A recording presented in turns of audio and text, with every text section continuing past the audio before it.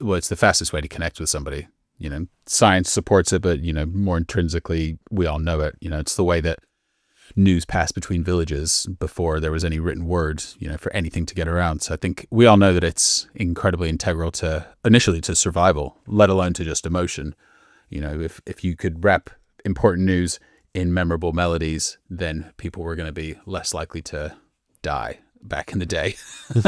So true. So I think there's a part of that that's within all of us. So yeah, I think you can speak very little of the same language, but still be connected pretty instantaneously through music, I guess, is what my travels would have taught me.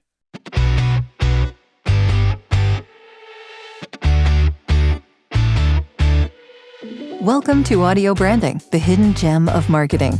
Sound plays a more important role in human behavior and our decision-making than you may realize. In this podcast, I'll help you understand the art and science of sound so you can better influence others in business and your life. I'm your host, Jodi Krangle. Let's delve a little deeper.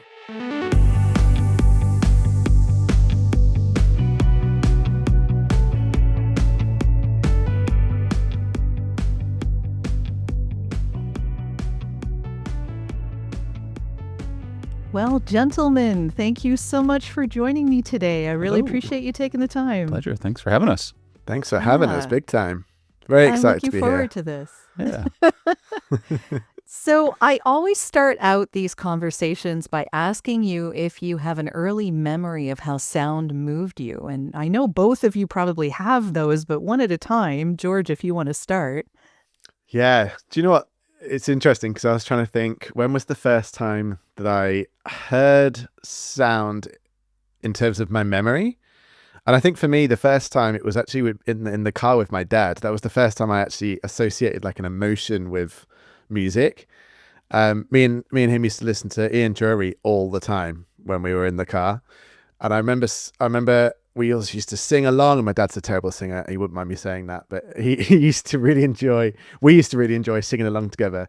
And I asked him, can we go see him? And he said, I'm afraid that's not going to be possible, son. And that's when I learned that Ian Dury was no longer with us at the time. But I remember the emotion of that, like, damn, I really wanted to experience that thing live. So I guess that's my earliest memory of sound and emotion together. Well, yeah, the music appreciation, definitely. Luke, how about you? Yeah, similar, I guess. Would have to be in the car with my mom. She always listened to a lot of music. So it probably would have been Eric Clapton. I think he was the first gig I went to go see when I was 9. So I probably heard like the solo in Layla when I was about 7 or 8, I guess, something like that. And then I remember thinking, that's a good one. That sounds really fucking cool. I want to do that. I want to make those sounds. Yeah. So what's your background, George? Like, do you have a musical family? And Luke, same for you. Do you have a musical family? Is that how you got into music, or what was the development there? For me, my mum's side was Welsh.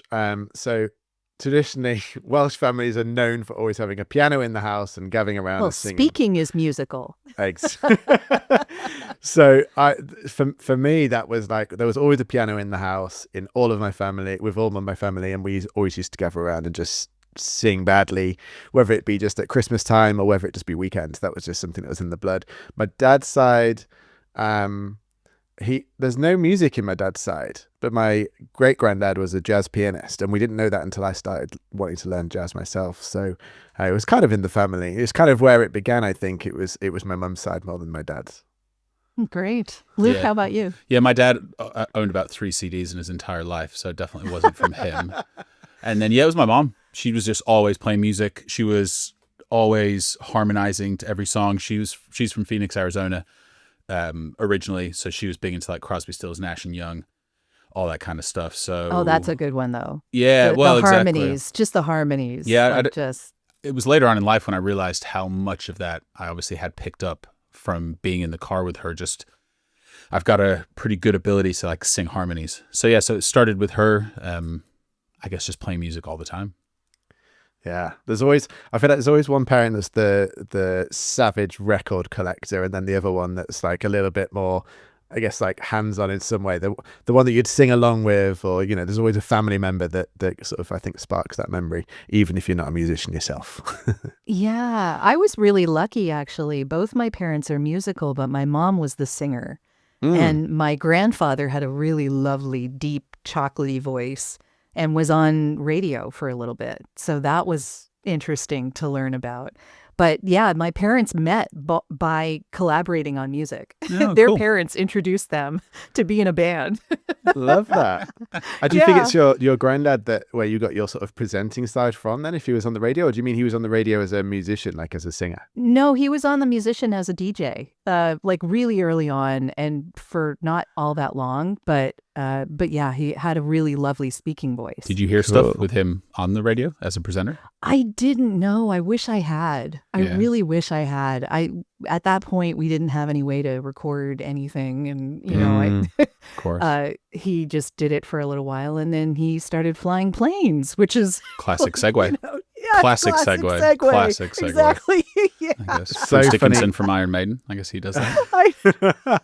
Don't ask me how that goes together, but yes, Well, I suppose it's for the I don't tannoy, know. for the intercom system. They heard him on the radio and thought, you've got a great voice. You should talk to passengers. Would Maybe. you like It to learn cut how to through. fly? It just cut through. Yeah. It's so funny you know say what that that though, was. and I feel like I've got to mention this because the combination is just too much of a coincidence. My granddad, he loved dancing and he loved drinking, and he was in the RAF. He was in the military, and he was actually a navigator. And I found his headphone and mic set the other day. It's one of those, where you have the handheld mic and the big radio headphones, and he was a navigator on some of the planes that took off where my family live, which is where I live back, where I am again now. But yeah, the combination of like on the planes and his voice was his job, was his role. So Yeah. some similarities there. It's amazing. Yeah. My grandfather was actually in the war, but he wasn't he didn't go overseas. He was like flying mail stuff back and forth. So it wasn't like he was on the front lines or anything like that, thankfully, or I guess we wouldn't be We'll here be right having now. this conversation. Yeah. Very likely. Yeah. So yeah, thankful that he participated in the way he could. And Yeah. hopefully made a difference. I mean, everyone sure. makes I'm a sure. difference, right? I'm sure. Yeah. So musically, let's go back to that. When you're talking about where you've come from and where you're going to, I know, George, you went and drove a bus all over Europe making music with strangers, right? Yeah. So what was that like? Because that's quite something. Yeah, that was a bit of a wild journey. That was, so Luke and I were both musicians traveling around. We didn't know each other then, but we did a lot of travel as performing musicians, session artists, session musicians playing for artists. We did a lot of travel. Luke, were you with him when he was doing that, or No, all mine, I didn't actually do any session stuff. Mine was all just as an artist, as the front man playing guitar. So I didn't do any of the session stuff. So it's slightly different, but I toured around the world playing my own music from the age of like 16 or something. Yeah. Wow. Similar-ish in terms of playing. And we both got a love of travel as well. At the end of my performing career, I didn't want to give up the travel side, so decided I was going to buy a bus and put a studio in it, which was great, like the Beatles bus, and so many different buses that I get like told about. everyone would decide, like to everyone do would that. do, right? So that was my. I did 4.5 years. Then COVID hit, so that put a stop to that. But I felt like I'd done my time, and that was just traveling around. I wanted the artists I was working with, I wanted to bring them out on the road with me, and I felt like we were going to write better music and produce better music, and it was going to throw us in the deep end. So obviously with recording in a bus comes its challenges of noise and power as well. We were powered by solar, so it was all dependent on how much sunshine there was, and all sorts of amazing challenges that I think in the end did contribute to the music that we made, and put us on the map in a good way. Yeah, definitely. I mean, that would be a very integral part of learning the music of a whole bunch of different places, I would imagine, too. So while you were doing that, what did you learn? I'm curious. And actually, Luke, you too, because you did a lot of traveling while you were doing music as well. So relating to the people that you were performing with and performing for, what did you learn while you were out there traveling with your music? Probably not as much as George, because mine was just going to places to play shows, and it's relatively insular when you're doing that. I always just travel with my longboard, skateboard, duct taped to the outside of my guitar case. So I would just I didn't learn that much about other music, if I'm being honest. I just learned a lot about different cities and cruising around in like different populations. I guess different audiences probably as well in different countries, how they responded to different music in a different way. I would imagine that the way that people related to the music you were giving to them would be maybe different, or maybe a deeper experience in some way. I'm not necessarily asking you specifically like how each geography would have reacted necessarily, as I'm asking more about what you learned about the power of sound, the power of the music that you were offering to people. What did that do for them, for you? Yeah, I guess it's a unifier. It's pretty, well, it's the fastest way to connect with somebody. Science supports it, but, more intrinsically, we all know it. It's the way that news passed between villages before there was any written word, for anything to get around. So I think we all know that it's incredibly integral initially to survival, let alone to just emotion. If you could wrap important news in memorable melodies, then people were going to be less likely to die back in the day. So true. So I think there's a part of that that's within all of us. So yeah, I think you can speak very little of the same language, but still be connected pretty instantaneously through music, I guess, is what my travels would have taught me. Yeah, that's a good way to put it. I'd definitely back that up. I have a love of foraging for sounds in different countries. Back in my university days, I studied world music to film, to picture. So I've always had this love of gathering certain sounds. That's why I love the term foraging, because it feels like you don't know what you're about to discover, but you're also collecting things as you go. And I think that was the thing I enjoyed the most traveling, was that it didn't matter what country you were in. Really, you were attracted to the energy of where there was something happening, where there was sound in the streets, and you didn't need to know the language. You were just drawn into sort of the vibe and the energy of what people were putting out into the world. And I just enjoyed capturing all of that, and then seeing in the studio how all those things came together. But it was all just different forms of communication at the end of the day, and didn't matter where I was. I was in Asia last year, and the same energy, it was different, sort of the same energy, but different approach to getting that same energy was what I found most interesting. Yeah, stylistically. Yeah. So what specifically about Asia did you find interesting about that? What I love about Asia is they're very percussive. A lot of their instruments they have over there are, they are literally chunks of brass metal, for example. Gamelan is a really interesting type of music, and if you've never heard of gamelan, I definitely recommend sitting with it for a while, because it can be quite jarring. But ultimately, I think it goes back to quite a primal way of making music. It's very percussive. It's very rhythmic. Luke and I were learning from Joe Sauer, who I believe has been on this podcast before. He put out a study that is, I guess, spoken about how percussive elements are the most memorable. And I think that's why we always, as a species, come back to percussive elements more so, I think, than we come back to melodic elements. And I think there's some kind of group feeling about that as well. There's like a togetherness with percussion that really makes it work. Yes, we have amazing drummers that can do amazing solos on their own, but really where the magic happens, I believe, is where you come together and use different instruments on a percussive kind of way. And I felt Asia was very incredible, actually, at that. Hello, I'm international pianist and founder of Ridley Academy, Stephen Ridley, and you are listening to the Audio Branding Podcast, a place where we celebrate the power of music. If you want to experience that power and harness it in your own life, keep listening. Wonderful. Yeah. Communal drumming. Yeah. Very much a syncing of heartbeats, I guess. Yeah, definitely. Well, I think over here in Europe and Western music in general, I think leans almost a little bit more on melodic. I'd say, pop music, dance music in general, like rhythmic elements are quite basic in that sense. So we rely quite heavily on the melodic side. That's just my observation.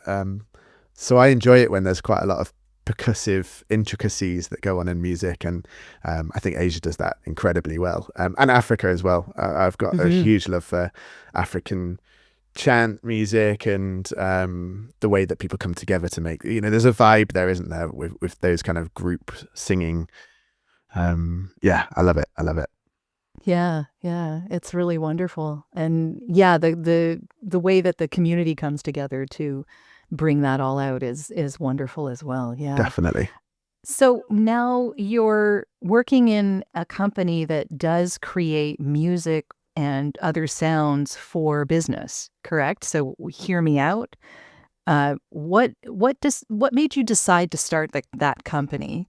And what do you think sets you guys apart from the other companies that do this kind of stuff? Go for it, George. Your turn. Oof. It's a big question. So Luke and I started Hear Me Out off the back of, I guess, ultimately frustrations with the industry. We as composers and music producers were always working for agencies. But in that process, we were, 5 people removed from the decision makers. So really trying to understand what it was we were trying to create and why and who for, and based on what values and what demographics. It was really difficult because it was passed between 4 or 5 people and then put into a brief before it came to you. And I think there's a lot of room for human subjectivity, I think, amongst that process. And I think Luke would agree that we found it quite hard, I think, to get a brief through to winning. It was like the stats are something like 1 in 10 that you win. And that stat was crazy to me because I was like, is it just purely because a brand is sourcing that out to 10 different people, so your chance is just 1 in 10? Or is it because the process is so convoluted and so diluted by the time it gets to yourself that we are trying to interpret not the brand's point of view, but 5 other people's point of view about that brand? So that I would was say a little bit of column A, a little bit of column B. Yeah, I agree. Yeah. And we found that, we wanted to be creating our best work, of course. And so how were we going to do that? We recognized quite early that we needed to speak to the decision makers. We needed to speak to people that knew the brand the best. And the only way for us to do that and have a seat at the table was to position ourselves in that way. So that's why we started Hear Me Out. And actually, funny enough, where the name kind of comes from as well, that frustration of like, hang on, we're the composers here. Hear us out on our ideas. And so Hear Me Out was born. Yeah. It's a great name. I mean, it tells you exactly what it is you do right there. Or what you're trying to do anyway. Yeah. Or what you're trying to do. Yeah, exactly. Yeah, exactly. I'd say, like George touched on it there, the thing that separates us from the others is we still make the music. Like, we're the founders and we make the music. So when we speak to people, we're not then farming it out, which would be quite hypocritical if we then briefed it to 2-3 other composers to then do the work. It would sort of, undermine every reason why we started it. So when brands talk to us, we go away and make the music. If they want changes, we make the music. We started this to make music, not to just run briefs through other composers, which you don't hear many agencies still doing, I guess. Yeah, I guess the larger they get, the more difficult it is to actually speak directly with the musicians. Everyone's contracted out. It's just this big agency that's sort of like they're the center of the spoke wheel. Yeah, and then I guess as well, along with that is, which is fine. If you even if you spoke to a composer, there's no guarantee that composer has a wider strategic knowledge of how a brand works and how sound can maximize your traditional marketing strategy. So it's like you could speak to them, but then if they don't understand the language and can't interface with you in terms of the jargon that you use and the goals you want to achieve, then it's kind of a bit redundant. So it's like being able to speak to both and be that bridge. Well, you don't have to bridge to yourself, obviously, because we're making it as well, but to let people realize that you're understanding what they want. And if you have an idea for why you think something might not work or why you think something would work better, it's not just like, oh, it'll sound better. It's like, oh, no, it's because of this, this, and this, this, and this. And then it's like, oh, great. Okay. It's actually got some footing behind it, as opposed to just like a composer just wants to make a different noise. Yeah. Yeah, good point. So when you're putting something together for a client, what are the things that you look at in order to give them something that will really represent their company? That's a great question. The I don't know if this directly answers it, but one part of the conversation that we always struggle with, or struggled with in the previous world of working with agencies, was that the client was always trying to translate what they were trying to do into musical terms. And actually, that felt like the wrong way around to do that, to get to that point of like what we're trying to give them. And I guess we're trying to give them the language that they can speak, that they do already know, in order for us to then translate that. So encouraging questions like, are you a morning or an evening brand, or are you digital, or are you organic? You know, terms that instruct us as musicians very easily as to where we need to go, but also then instruct us on what it is that we need to do. Like, what do we need to give them? What touch points are they going for? Where are they currently positioned as a brand, and who are they trying to speak to? They're all, Yeah, that last part is always really important. I'm thinking, yeah, totally. who are you talking to? Who is your client? Yeah, and trying to understand that in a way that doesn't require them to speak musical language is I think super important in our industry, because I think a lot of agencies, in fact, I'm going to move away from the agencies, because agencies aren't ultimately bad in that sense. They just all do things differently. Each one has their own way exactly, of doing it. Yeah. Exactly. And it gets confusing. And so it's like, how do we communicate with brands, with audiences that want to feel something from the brands they buy from, or from the experiences the service that they're trying to get to ask for? And I don't think you can necessarily answer those in just musical terms. So I feel like that's quite an interesting place to explore. It's something that Luke and I have been working towards really hard this last couple of years, is trying to remove people from thinking about music and thinking about emotion, or thinking about what it is they're trying to achieve more so. And then I think it's our role and our job to then translate that into music. And off the back of that, we also only deliver like one piece of music, because if there's one thing that a brand's trying to achieve, then to deliver multiple pieces of music is almost like contradicting that you know exactly what it is they're trying to achieve. Maybe you have slight variations, but ultimately, if you've really understood and grasped what it is they're trying to do, or who they're trying to speak to, then really by the end of the conversation, there's only one piece of music that really should tick every single one of those boxes. Obviously there's different interpretations, but it's quite interesting to think about.